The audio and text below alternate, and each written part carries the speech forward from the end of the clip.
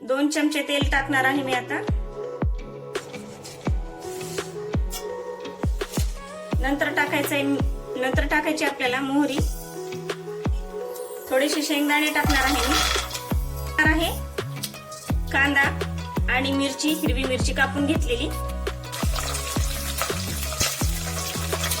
हे सर्व छान भाजून घ्या. आता टाकणार आहे मी बारीक केलेला लसूण, टमाटे,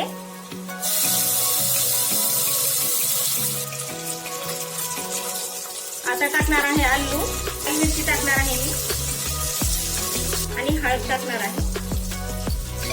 आता टाकणार आहे मी 10 ते 15 मिनिटं धुवून ठेवलेले तांदूळ. टाकणार आहे मी थोडंसं मीठ, ही खिचडी शिजायला पाणी.